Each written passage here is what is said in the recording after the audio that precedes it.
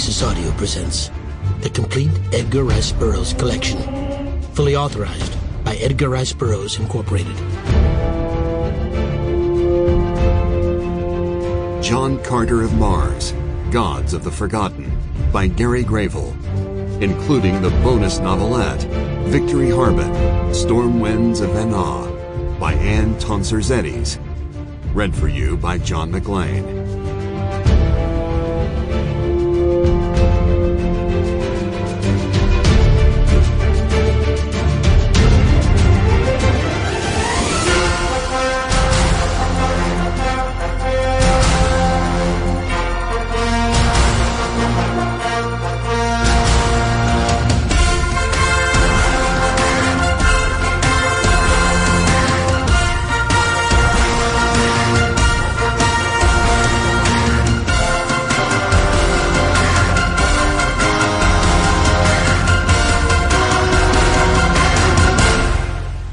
Forward.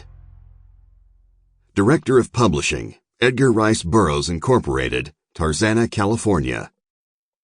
Dear Sir, as per your request, I am pleased to provide a little background information on how I came to be in possession of the unusual narrative I am enclosing with this letter. My earliest years were spent in the Pocono Mountains of Pennsylvania, where my parents were the owners and proprietors of a summer resort. Located on 125 acres of spruce and pine, not far from East Stroudsburg, the town where I was born, the Pinehurst had been in our family for generations, the main structure having been erected as a boarding house in the mid-1800s. It was a wonderful place to be a child, with forests, lakes, and in the complete absence of street lamps and city lights, a night sky whose vast display of brilliant stars never failed to captivate my youthful imagination. For most of his long life, my father was an avid amateur radio operator, the sort of devoted hobbyist that members of the commercial radio community initially referred to with disdain as a ham, a term that amateurs eventually adopted with pride for their own use.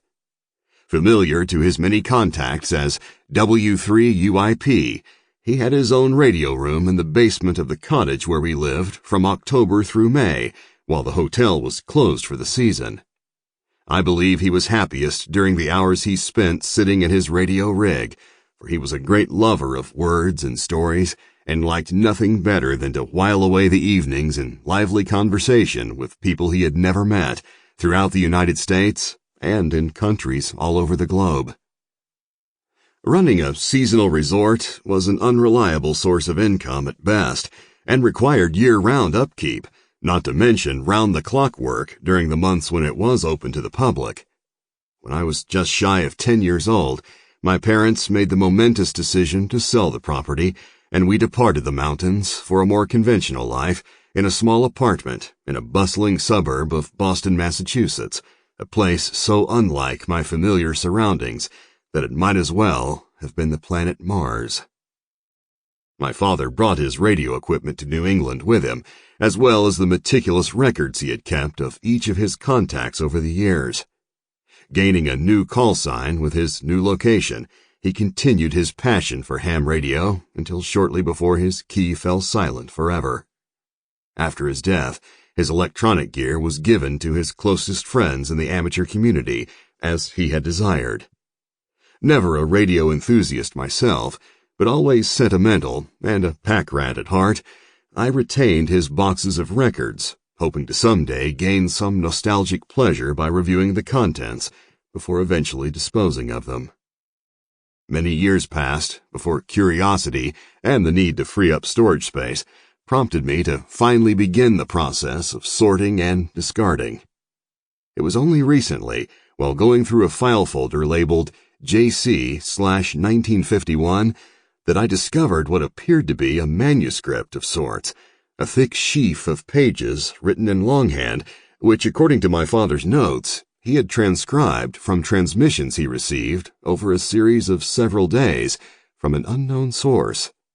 Skilled in electronics and an inveterate tinkerer, he was always... Sample complete. Ready to continue?